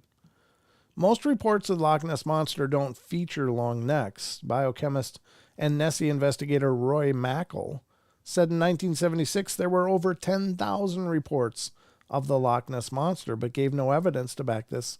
And a table in his book, Monsters of Loch Ness, only contains 251 reports. I know of 1,452 distinct encounters. Only about 20% of the reports mention a neck of any length, so it's not the monster's normal form. Also, less than 1% of the creatures in the reports are described as reptilian or scaly. So I think it's reasonable to assume that whatever the reported phenomena of Loch Ness Monster is founded on, it is not based on glimpses of a prehistoric reptile. In reality, the Loch Ness Monster has multiple identities. It may not be a walrus, moose, or camel, or it may not be, or a visiting extraterrestrials, as some have suggested, but it could be a myriad of anthropogenic boat wakes, debris, and natural animals, vegetation mats, and physical phenomena, wind effects, and reflections. The Loch Ness Monster can vary in color from pink to black. It can be matte or glossy, furry or scaly. It can have humps and manes. It can also have horns and travel at great speed or not move at all. No one identity captures the variety of Nessie's reported features. This suggests that Nessie is a function of human psychology rather than nature. And perhaps it is human psychology rather than nature that has sustained the idea of Nessie since the 1930s. So what did the latest witness see? The reality is we have too little information to reach a firm conclusion about what was happening on the video footage. The problem with the vast majority of Nessie reports is that they simply lack details you need to identify an animal. And any details that were reported may be misinterpretations. The fact that the visible wake moves indicates it was an actual animal rather than snagged vegetation, but it was 20 to 30 foot animal or some waterfowl or an otter under the water that created a large wake in smooth water. We simply may never know. Well, there you go. I guess it didn't take nearly as long as I thought it would. But that is interesting. I really think there's something there. And I don't really pretend to know for sure what that something is, but the enduring part of it is what I think really grabs my attention. And the identity of some of these witnesses are not just the old, the usual suspects that most people consider when you're thinking of people that might see Nessie, and some of them are professionals and with pretty impressive professional pedigrees, and that doesn't make them more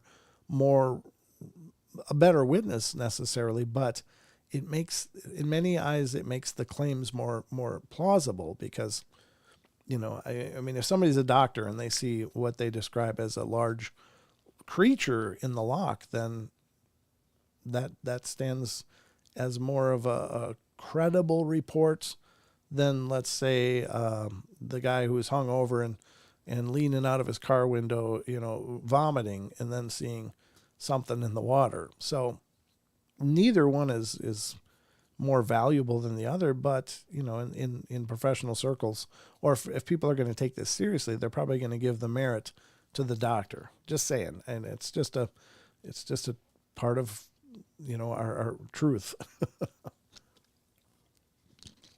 But I think there's something there. I don't know what it is.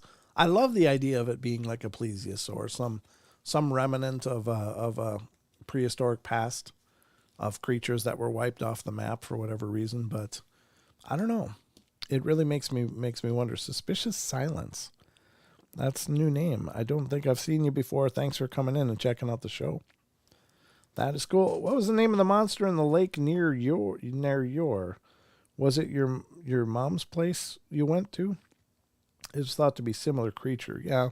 Well, that's the funny thing, Maggie, is that there's legends of these things all over. So I grew up on the Mississippi River, but the widest point of the Mississippi River. I mean, we literally lived right on the beach, and this is called Lake Pepin. And apparently the legend goes back to the First Nations, the local tribe, which called it Pep.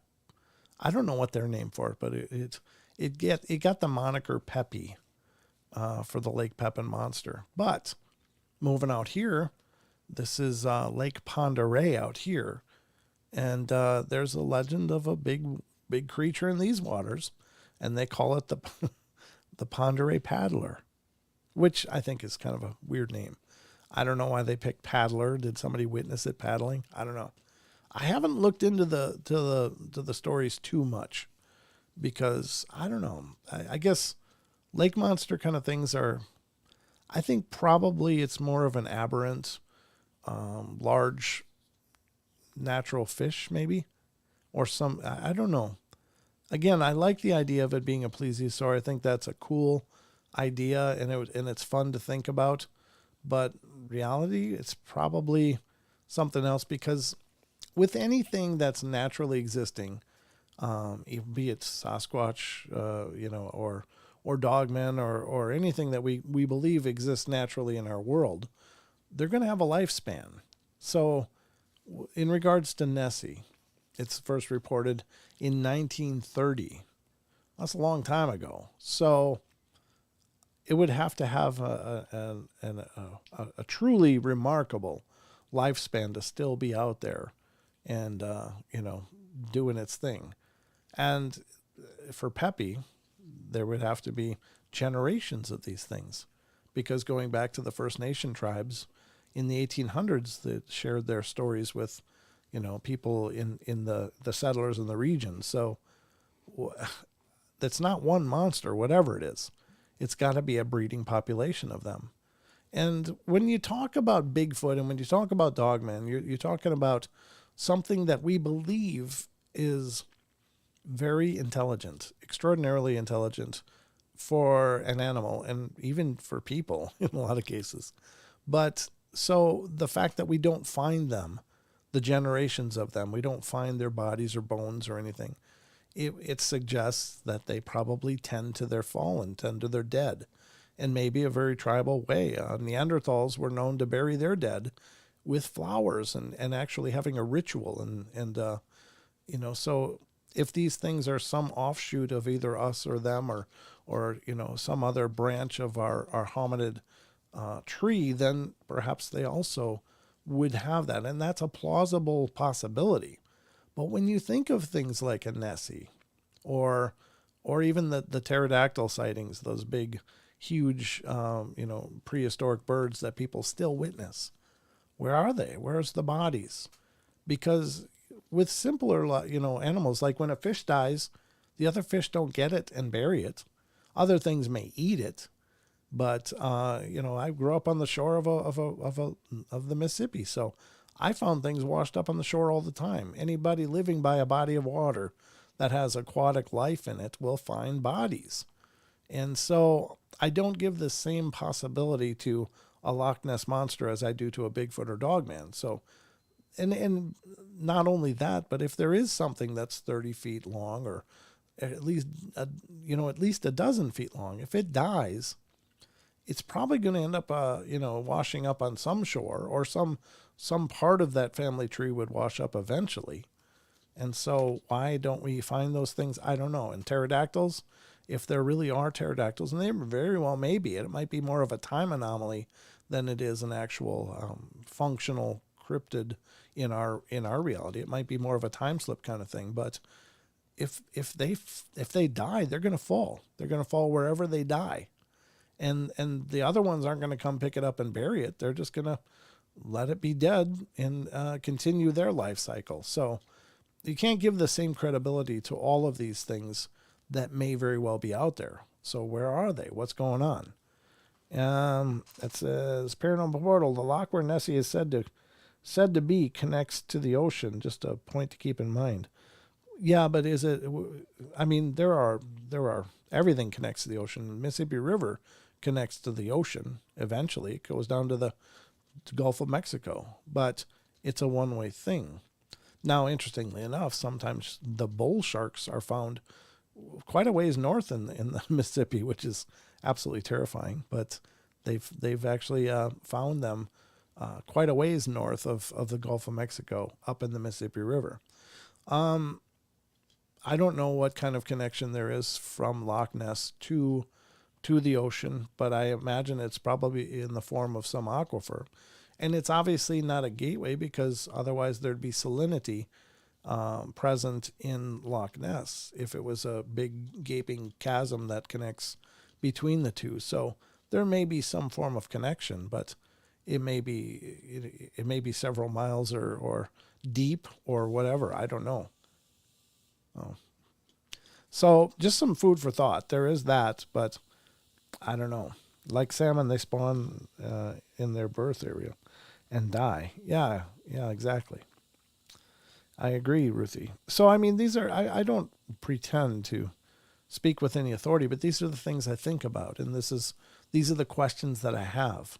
I'm not casting doubt that there is a Nessie or some creatures that are being recognized as Nessie. I have no doubt that there could be the Pend Oreille paddler, and there could be Peppy back in Lake Pepin where I grew up. I don't know where do they go? What is going on? Are there a breeding population?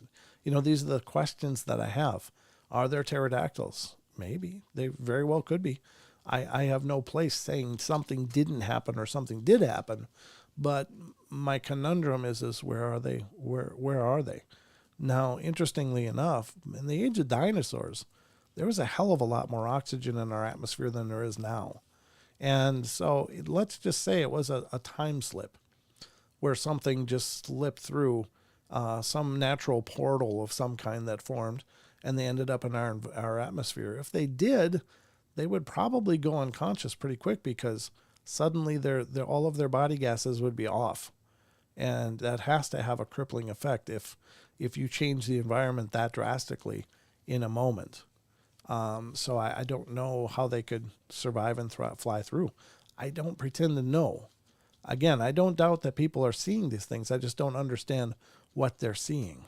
So are they tulpas? Are they thought forms? Are they, a manifestation of consciousness? In other words, are the observers creating the phenomenon in some of these cases? And maybe they are.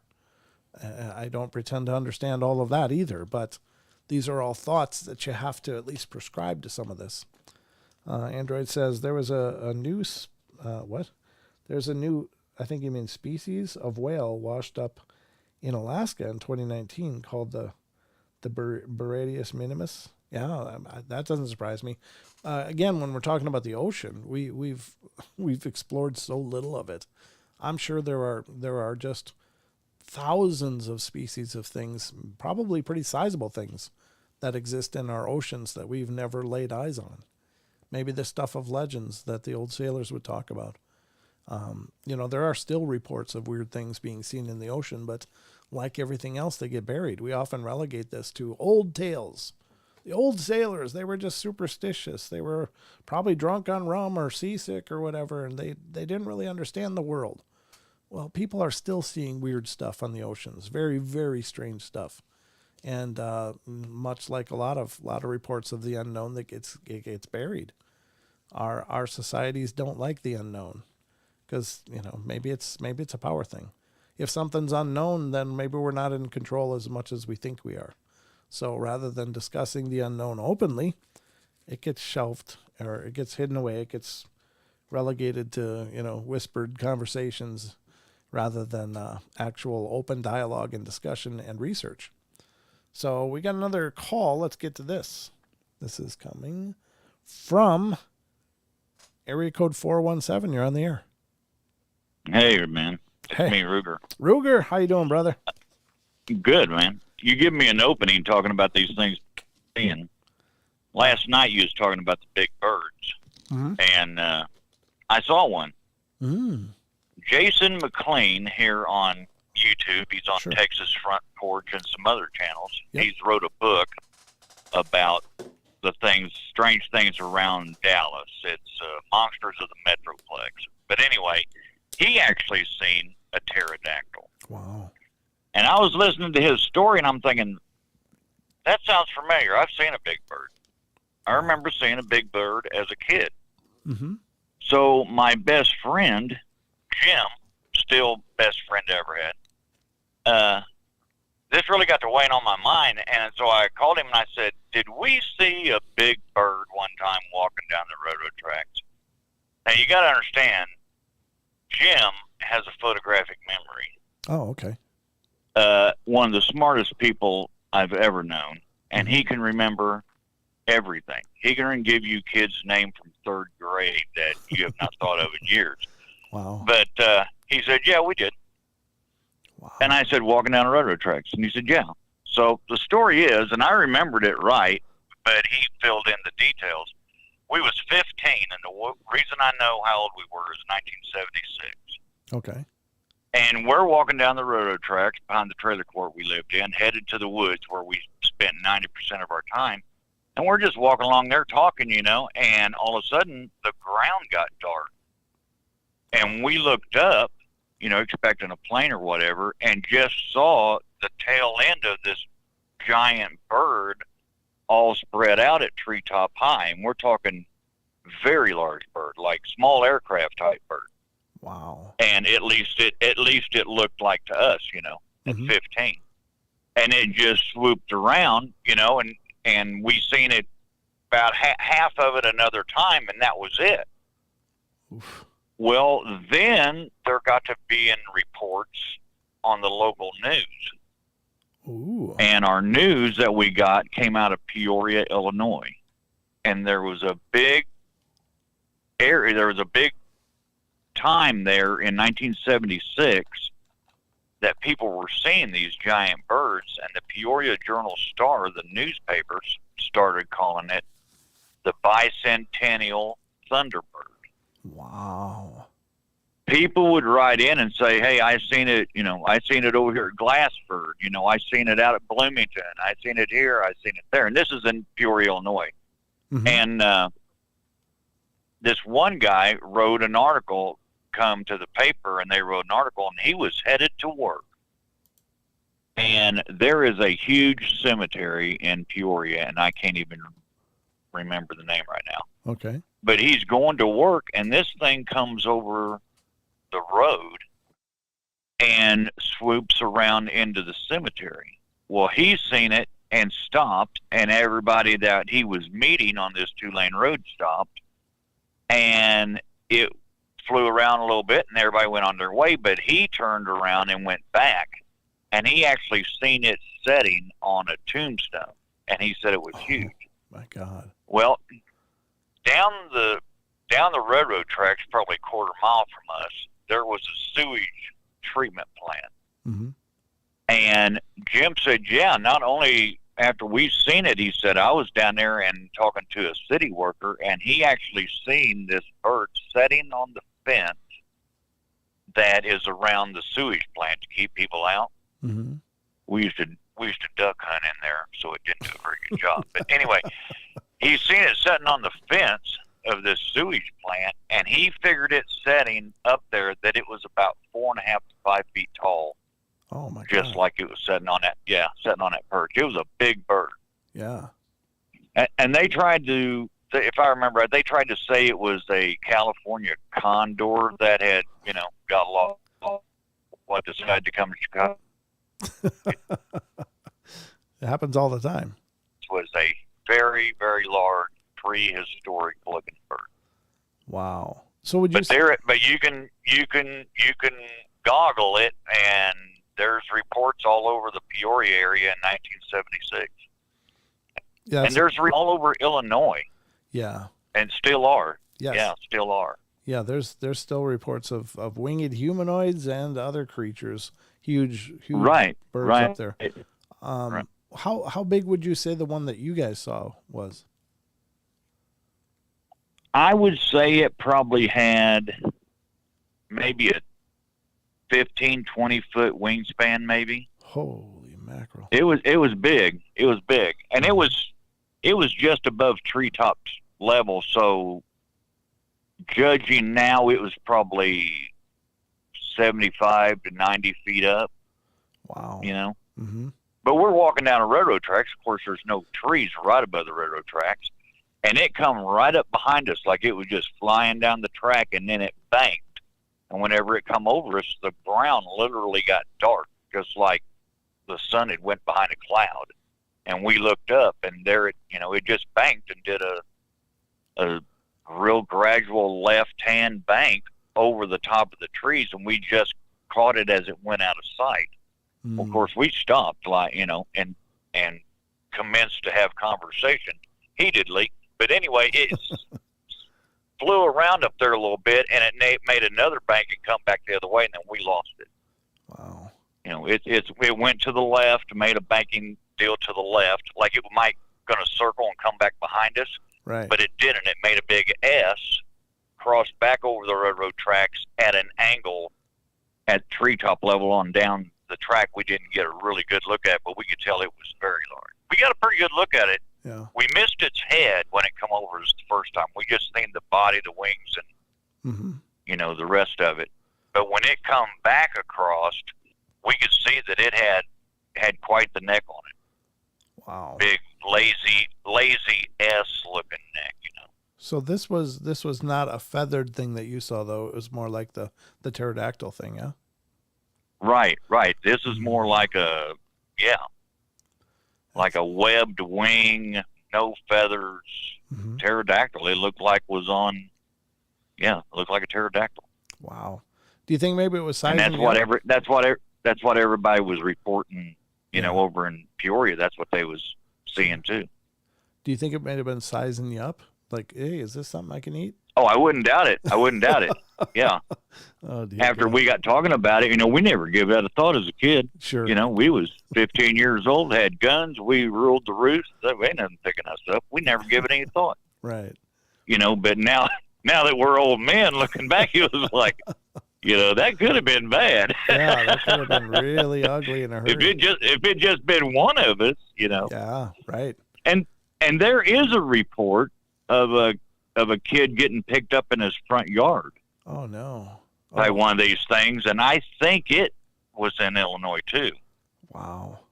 I remember the story enough to get it wrong probably, but a bunch of kids was playing in the front yard, and this thing flew down and picked up this kid by his T-shirt on either side of his shoulder.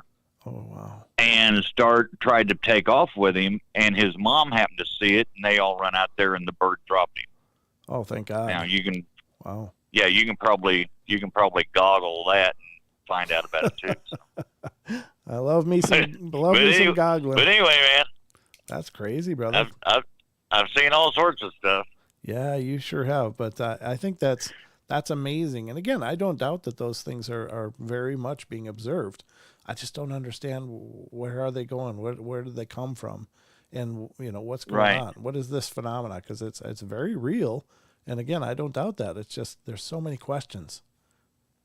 Yeah, they got to be staying somewhere. Right. And yeah. Unless they're coming in from another dimension or that angle of it. They if they're living, breathing, eating right here on Earth, they've got to be hanging out somewhere. Right. Yeah, and that's the big question. Unless they're coming from someplace we can't go. Yeah, that could very well be it, brother. But wow. Yeah. Like I always say, we know enough to be clueless. Well, I know I love it when you call in, brother. Thanks so much for being on the show. All right, tonight. man. You take care of yourself. Have a good evening. All right. Good night, sir. Later. That's really wild. Yeah, I think, again, I think those sightings are very real. They're a very real thing. It's just, man, what are they? What are these things? And that's the big question mark. The largest pterosaur fossil ever found was a 30-foot wingspan. Can you imagine something that huge flying? It could pick up humans easy. Yeah, no doubt it could. I know that, eagles can pick up a very sizable dogs and cats and take off with them. That's not uncommon for people living around eagles to lose cats. And being a cat owner, that's something I think about because there's eagles roosting very near here.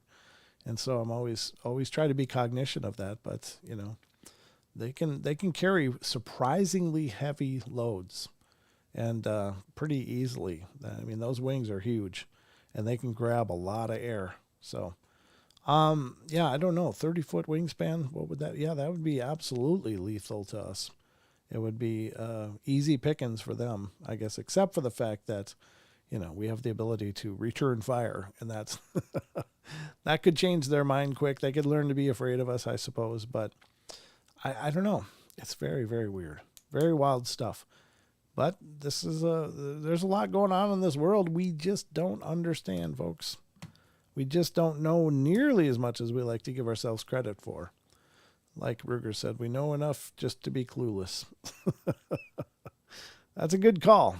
Good way to summarize it. So, one of those nature documentaries got one picking up a juvenile goat. Yeah, I've seen those. Yeah, they kind of pick them up. They pick up actually very big ones to a degree, and will drag them over cliffs so they fall and die. It's just it's horrible. It's just horrible, but I guess it's the balance of nature, and that's not a pretty thing sometimes. It's just, the way of things. But yeah, I've seen those videos of those goats getting dragged off of the cliffs, and there's, it happens really quick. There's nothing the goat can do other than, and, it's a brutal thing, but if they can't kill them outright, they can drag them to their death and then just enjoy the feast. So anyway, let's get to the phantoms and monster stuff. But that was some Nessie talk, and I like talking about that kind of stuff because we don't talk about it near enough on this show, and it's because there's not a lot out there about it. And I don't want to just rehash all the old stuff because, thousands of other shows have already done that. And I don't know that I could do it any better than they did. So other than it being in my tone of voice, I can't add much new to the discussion. But these are just claims that are out there. But I want to get to some phantoms and monsters now. And this is, of course, again, is Lon Strickler's site, Phantoms and Monsters. If you're not already checking out Phantoms and Monsters, you're missing a bunch because there's so many claims over here.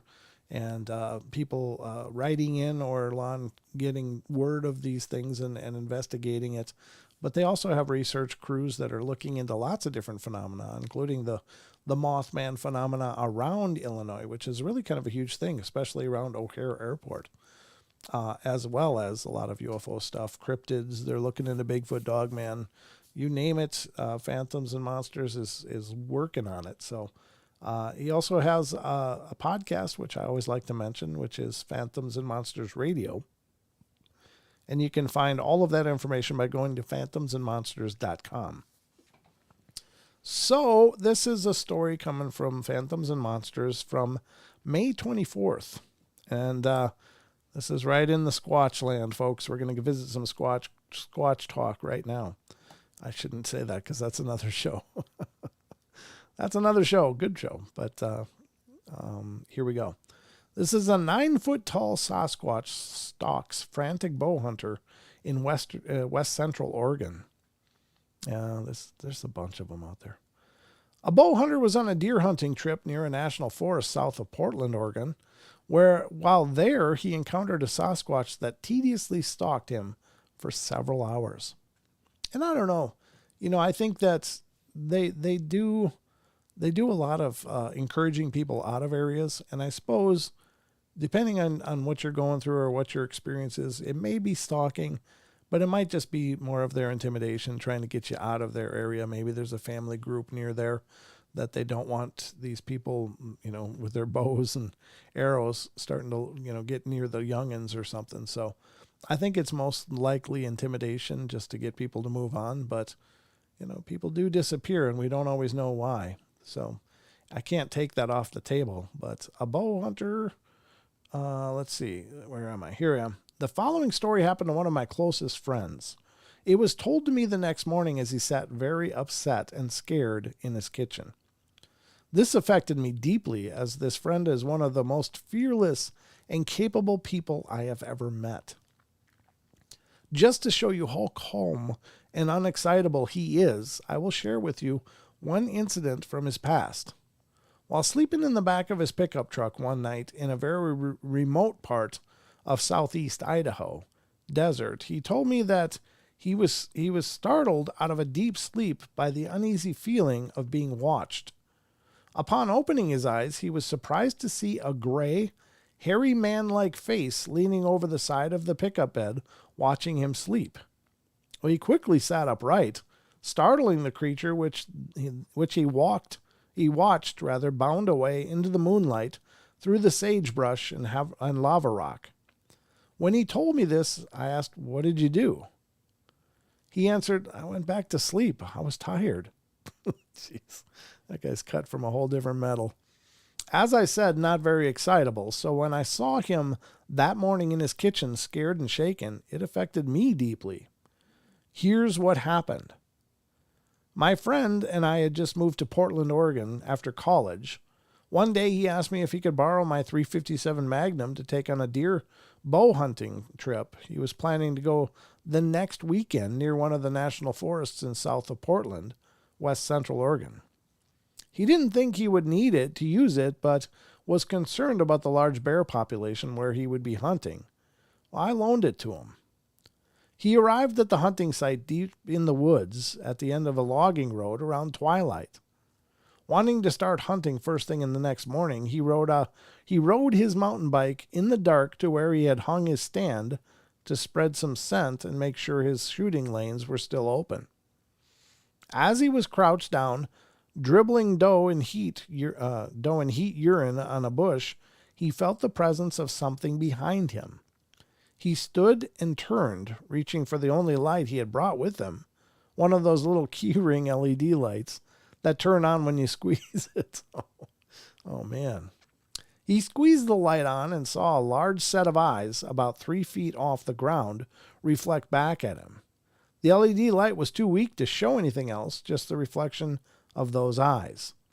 Thinking it was normal that a bear or deer would mistake him for an animal, after all, he was crouched down and smelled like deer urine, he stood up straight, clapped his hands, and said, "Get out of here," in a firm voice, expecting that the confused animal would bolt away when it realized he was human. His actions did not bring the expected result. Instead of turning and running away, the eyes slowly rose to over 9 feet tall and took a step towards him. He felt an overwhelming sense of dread and quickly pulled the .357 out of the holster. Holding the revolver in one hand and the squeeze LED light in the other, he backed away from the eyes. Every step he took backwards, the eyes matched by advancing towards him, but always staying just out of the ring of the light emitted by the keyring. In a short time, he was backed up against a large tree, which he used to protect his back while he watched the eyes observe him from 10 feet away. The eyes would weave back and forth like a large animal, adjusting his weight from side to side. Yeah, it's a very squatchy kind of thing where they're often observed rocking from foot to foot. And I don't know if that's an agitation thing or if it's on some uncertainty thing, who knows. They would rise and lower slightly like something was studying him from different angles. Even though he never could actually see the animal, he had the sense of something huge. The way it moved, the sound of the leaves and dander under his feet as it walked, the impressive amounts of air that were inhaled and exhaled as it breathed, and most of all, the height of the eyes as they towered over him, all indicated a creature of massive proportions. After an eternity, he lost sight of the eyes, but he could hear the animal circling his position. More than an hour had passed since the last noise or sighting of the eyes, and sitting with his back against the tree and a cocked .357 in his hand, he decided it would be safe to leave the area. It was now around 1 a.m, and he started walking to where he left his mountain bike. To his dismay, he heard the animal paralleling him in the thick brush. The beast followed him to his bike. Not wanting to lose his sense of hearing and his only warning of the animal's position, he chose to push his bike back to the truck instead of riding it. It took him over 4 hours to push the bike back to his camp. Then, when he thought the animal was too close, judging by the sounds it made in the underbrush, he would stop and wait. Every time he stopped, the animal would inevitably start to circle him again. When it sounded like its circuitous route took it a little further away, my friend would start pushing his bicycle again, only to repeat the same routine every 10 minutes or so throughout the torturous night.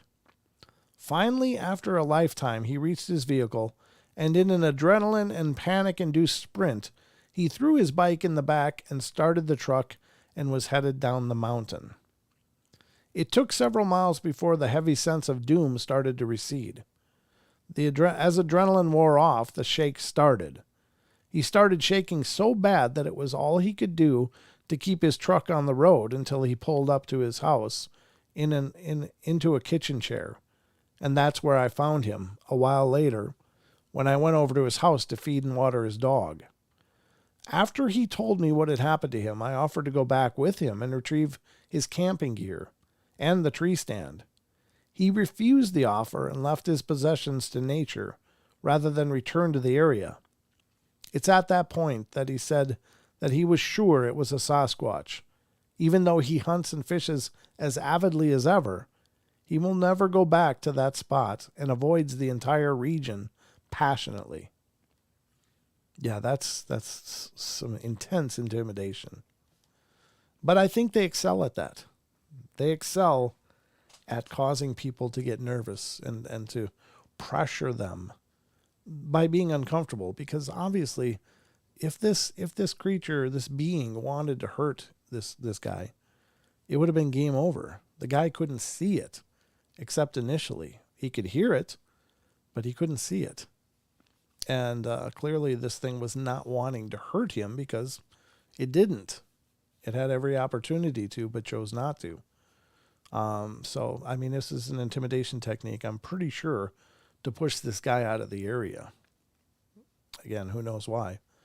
I don't know. You know, you have to wonder, are these Bigfoot potentially a spiritual creature? And I think maybe they do. Maybe they actually have a culture, which I think might be hard for some people who want to refer to them as just apes, just an undiscovered primate. But I think there's so much more to that. I think that these beings may very well have a culture, and maybe there's sacred areas to them.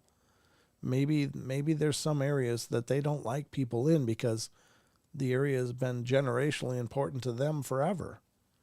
And so I can understand that. I think that makes sense, and I don't think it would be a big leap to suggest that they could observe things that way. So I think that there's a lot of depth to these things. They're not just big, muscular animals that just react from their own instinct. I think they are very much a reasoning and intelligent being that they choose our absence. They don't want to be around us. They've chosen to avoid us. They still choose to avoid us. And when we get too close, they don't take kindly to it. So, and it's not hard to fathom why. I mean, people have a tendency to go, what's that? I don't know, let's kill it. And so I'm sure many of these things have been shot at over the years. I think that there's many reports that show that they actually recognize what a gun is. They know what that does. They may not know how to shoot one, but they know what to recognize, and they know to stay away from it. While, most guns I don't think could actually take them down. I mean, they are made of something, and they eat, they have hair, they're not built of armor. So I'm sure they get hurt. So, yeah, I don't know. I think they have a culture, though. What do you guys think? I'd love to hear your comments about that. If you're hearing this and don't mind, let me know. Do you think they have a culture? Do you think they are as intelligent as we are, or nearly so? Or what do you think of the Sasquatch? I think that there seems to be plenty of evidence to suggest that they're not just an animal. They are so much more than that. And the First Nations, in many tribes, referred to them as a forest people, a hairy people, hairy men, another tribe They were often regarded as another tribe by a lot of First Nations. And I don't think they did that for, anything else. I know, of course, most First Nations really revered nature and held it in great regard and, believed that there was a spirit to all things. But I think that there's stories of trading that may have happened between Sasquatch and the First Nations tribes. So, and there's stories still that people habituating, not with food, but with items, and being left items as well. Well, that's trading, folks. That's still a form of trade. We call it gifting, but it's this for that. That's a trade. And so they always honor that by leaving something to those people, it seems. I've never done it, never have, but I think they do. So whatever you think, I want to hear about it because I think there's a lot to it. These are not just animals. These are something profoundly more than that. But again, this guy wasn't being stalked. He wasn't being hunted. He was being pushed. I think they wanted him out. They didn't want him there. So let me know what you think, though, because I don't pretend to know anything. I've just got a microphone, so you get to hear everything I think. But I'd love to hear what you think as well. So we're kind of nearing the end of the journey. That actually was a great story, though, and special thanks again to Lon for letting us use these stories on the show. I think they're great stories, and they're very interesting to discuss and talk about because each story gives you something new, or at least at the very least, it gives you a behavioral pattern that can help substantiate other claims you may have heard. And so at the very least, it helps to reaffirm a lot of my beliefs of these things. Paranormal Portal, a primate that has evolved along with us, has probably got its own culture, something we haven't been able to study because of their elusive nature. Yeah, no, that's great. Maggie, what did you say? I laughed at Rachel. I laughed Rachel. What do you mean you forgot it above? I'm not saying, oh, here it is. Yes, I think there is a culture that there is, where there is one, there is more. Yep. Has to have some sort of rules, society, and therefore potentially culture. Yeah. I mean, I think they are a tribe. I think that they probably have elders. They have, at least they have what we understand as like alphas, and wolves have alphas. So that's not a big stretch, obviously. But I think that there is kind of a ruling elder, or at least big ones, and there's a lot of subordinate little ones, or at least a few. I don't know how they travel, if they're in big groups, or I suspect it's probably smaller family groups of maybe, 4 or 5 individuals, but you never know. They may have larger, maybe they travel as these family groups, but they may belong to a lot bigger group. It's hard to know. Again, it's all speculation, but I think as we pursue these stories and these knowledges, that you got to ask the questions, at least to start thinking about it. So that's what I try to do here on the show. I love talking about this stuff. Obviously, I know I'm not breaking any new ground here, but I don't know. I find it incredibly compelling and interesting, but I also found that we've basically reached the end of the show. Man, that went fast. So I hope you didn't mind. It was just me. I didn't have Don or Sheldon with me tonight, and didn't have a co-host of any kind, but I still had a good time. I hope you did as well. And again, I'd love to hear your comments in the comments section of this video on YouTube. So if you're watching this after the fact, let me know. I'd love to hear what your thoughts are. So let's see. Anything? I guess the next show will be Wednesday. Watch for the new podcast, which will be released tomorrow on all the podcasts. Wherever podcasts are found, you'll find the Paranormal Portal. So just search for us wherever you find the Confessionals or Sasquatch Chronicles. Just look for Paranormal Portal, unless you're looking on Wes's, unless you're using his app, because I don't think you can search for too much Paranormal Portal. You'll find some if he's posted it on the blog, maybe, but and he does that often. So thanks, Wes, appreciate it. But that's all I got for you. Thank you, Ghost Magnet. Love you too. I appreciate all you guys. Thank you so much for being here with me through the evening, and hope you've enjoyed the journey at any rate. Whoops, let's do this. let's just go to me. I was just looking to see. There's 67 of you here. Fantastic. Thank you all for joining me on this journey. I hope you guys had a great time. And please, if you're not already subscribed, get subscribed. Love to see you. Come back if you're new to the show. I'll be back next one. I enjoyed the show. Thank you, Suspicious Silence. I really appreciate that. And Daryl, good to see you. And spread the word. If you know people that like the paranormal and you think they might enjoy the show or the shows, both the podcast and the YouTube show, let them know. I'd love to see this continue to grow. But that's all I got for you guys. So remember, love you all. Be good, be kind, be nice. Take care of each other. Help each other out. Find the magic in every day. And remember to laugh as much as you can. All right, guys. See you Wednesday night. That's the next live show. If you're new to the show, we do live shows on YouTube every Wednesday, Friday, and Saturday at 7 p.m. Pacific time. Whatever that means to your time zone, you'll have to sort that out. But that's when I'm here doing the portals with whoever's joining me that night. So, all right, everybody. Good night. Take care of yourselves. Happy Memorial Day. Love. Don't forget to honor that and tip your hat to the people that didn't get to stay with us, whether they were military or otherwise. I think it's great to honor those that cut the path that we're walking on. So keep it sacred, folks. All right. Love you guys. We'll see you Wednesday, hopefully.